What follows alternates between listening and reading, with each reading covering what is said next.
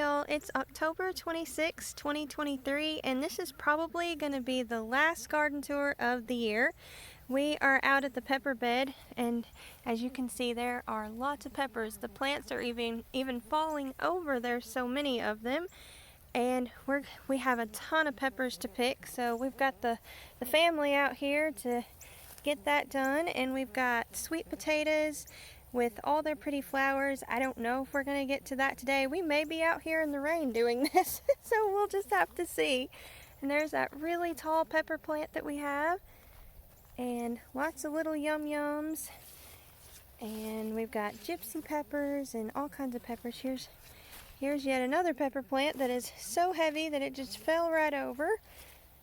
And I used the smaller tomato cages on these, and they're still just falling over. They are so massive. And we've still got sweet potatoes everywhere. The garden's a weedy mess, but that kind of happens at the end of the year, at least for my garden. I generally only weed them at the end of the year. Well, I weed them as much as I can keep up with, but in the summer it becomes too much with harvesting and everything else. So here we have what was my tomatoes, but the weeds took over. I've never had that happen before, but I guess I just wasn't on top of it. We've got some basil and some sweet potatoes. And as you can see, I like to leave my tomatoes until the end of the season. And as you can see, they're starting to put on again. There's quite a few green tomatoes. So even with the weeds, even if it's imperfect, you can still get stuff out of it. And we have all of that, and I was going to show the little cucumbers. There's so many little cucumbers there. And I have more sweet potatoes in this bed, and I've got catnip here, and I've got yarrow here. I've got to remember to go around back and harvest all of my lemon balm, because I harvest that and then just let it hang and dry, and that's what I use for my vinegars for the winter time. So there's some cute little baby cucumbers. And let's see, I know we did have quite a few of these rampicante squash here. There's one there, and then there were some others up here. There's one I noticed, I think that's a rampicante squash there. I don't know if you can tell. It's kind of made a little nest with all the weeds there, but there's that. And this is the rampicante squash that is planted over here, and it grew all the way up. This is a cattle panel arbor, and it grew all the way to the other side. So these things are really awesome, and they're still putting on blooms, but it's just so late in the season that we won't get anything else from it. So we have more here. And let's see, I think that's about it here. I need to remember to save the amaranth seed too. Trying to make my list of all the things that we need to still do. Need to get more cypress vine seeds. I really love that plant. It's hard to tell what it is. None of it's blooming now because it's so late in the season. But here's what we have left of the flower bed. It's not really pretty, but it was really pretty like in the late spring, early summer. And I've got a little bit of lamb's ear that still looks good. And this is some people call it a snake gourd or a cakinda squash. I grew these on the arbor last year, right there, and this one just volunteered here, and it started up so late that it's really late, and all we got is this one. So that's all we have from it, but those are really cool, and they grow really, really good. Let's see, I was trying to remember if there was anything else.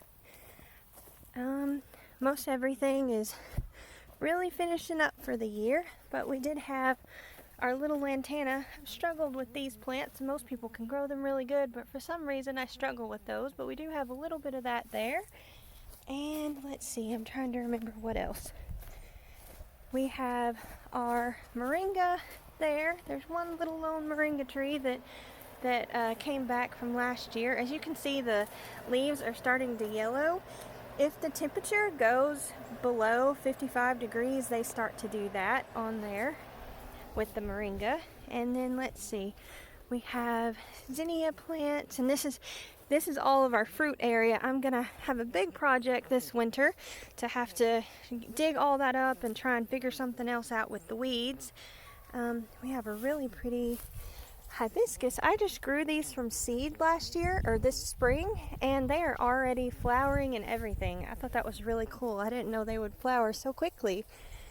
And these are all our zinnias, and we have some cosmos and some Mexican sunflowers, and we did have regular sunflowers, but I think that's all we have here. And yeah, I think that's all here. You can see all the butterflies in the garden. Everything's trying to get ready for the frost, I guess, not just us. And so we'll come over here.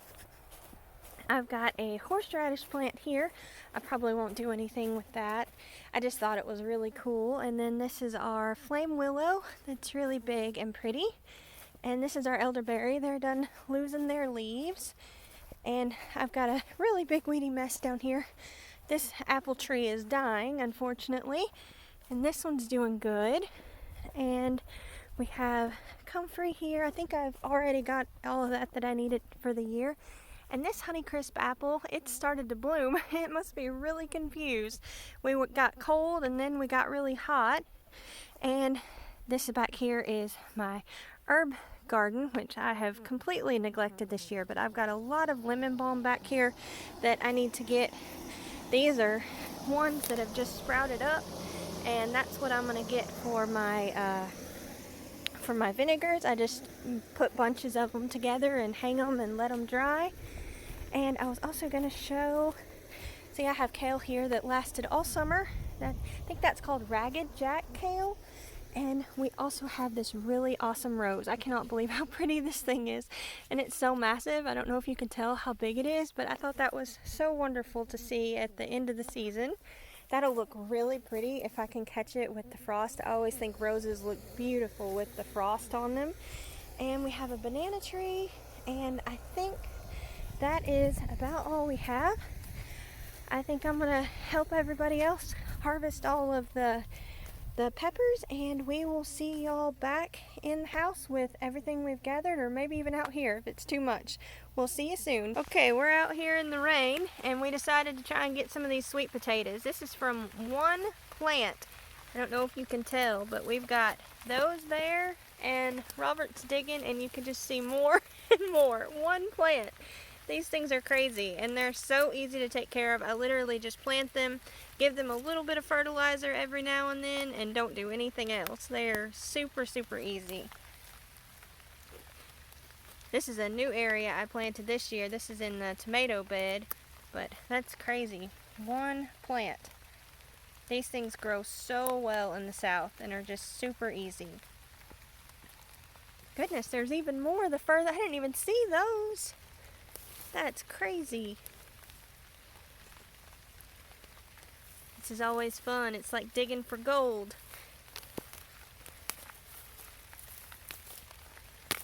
My goodness. Lots of little baby ones.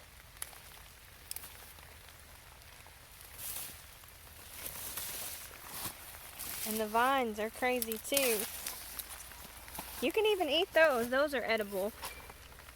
The pill bugs. Yeah, we have a really bad pill bug problem. We tried to do the Back to Eden gardening, and for some reason it really makes the pill bugs come on strong. They're like really, really invasive almost, and I have chose not to do the Back to Eden gardening because they'll eat on my plants and all kinds of stuff, so I don't do that anymore. But as you can see, they're still here.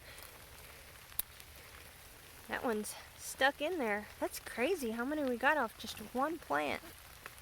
Wow, they look so good too.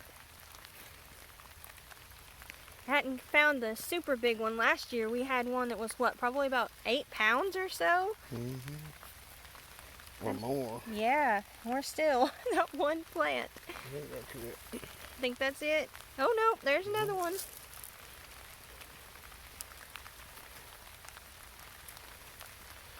And the thing with sweet potatoes, you have to let them sit and cure for about 2 weeks at least, or they taste really, really bland. The first time I grew them, I didn't know that, so I didn't know what I did wrong, but that's all. You just have to let them cure, and after a few weeks I tried them again, and they were just fine. So there we go, from one plant.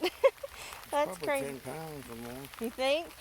That's crazy. Maybe we'll keep it separate and we'll weigh it. Okay, here, that's all we got right now. We'll get out of the rain. Hey y'all, it's the next day. It was raining like crazy. We were as soaked could be. So we decided to wait to do this now. We have the harvest here of everything we harvested. We got all of our sweet potatoes and all of our peppers. It's okay. We didn't probably have the best year. We did a lot better with these white sweet potatoes. We really like the flavor of those. And we got lots of peppers, and we also dug up some pepper plants, and we are going to try a little winter experiment here. We're going to see if we can overwinter these in the house and see how well they do. We got a couple different varieties there, but I guess we will go ahead and weigh all of these, all the produce we got. I guess we'll start with the heavy ones. We'll start with the sweet potatoes. So we'll put them over here and see. It's going to be kind of hard to get it on here. Can you see that? It's just a little bit under 40 pounds. Can you see that? Okay, so we got those ones, and then we got another container of them. And then what is that? Just under 20? Can you see that? Is that I think that's like 18? 25. Oh, okay, 25? Yeah, 25. Okay. So what was the other one? I'm going to write it down so we can do our math here. 40. Okay, so 40 and 25? Okay, that way we don't forget. And then we've got the white ones here. Let's see if we can see that. Like 25 again. 25, okay. So we've got those, and I guess we'll come over here. So I guess we got 25 pounds of the white potatoes, and that'd be 65 pounds of the sweet potatoes.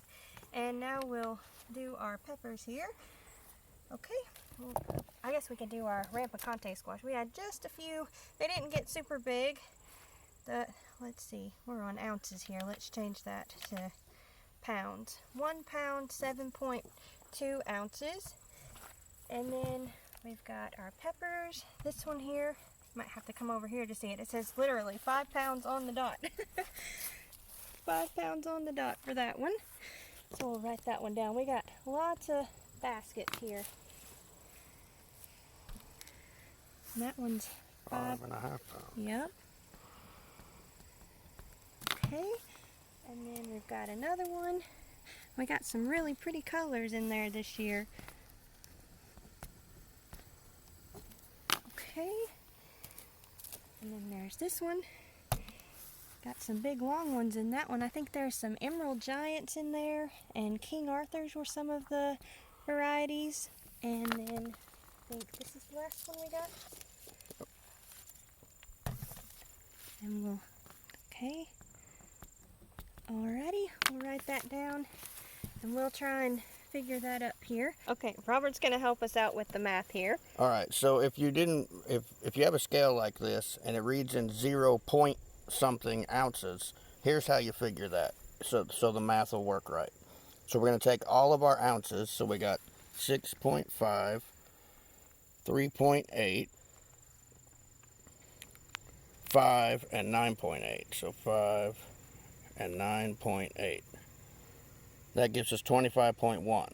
So that's 25.1 ounces. We'll divide that by 16 because there's 16 ounces in a pound. That equals 1.56 pounds. So we got that written there. 1.56 pounds. I turned it off. It's worn off there. Oh, there we go. All right, so now we add up all of our others. We got 5, 10, 15. That'd be 19. Another 4 is 23. Plus 1.56. We got 24.56 pounds of peppers. Okay. And then we got 65 pounds of sweet potatoes and 25 pounds of the white sweet potatoes. And that's all we harvested at the end of the year for our final harvest there. And keep in mind, we grew all of this, plus everything else, all the garden harvest you've seen so far. This is all in like less than 400 square feet of garden space. So you really can do it.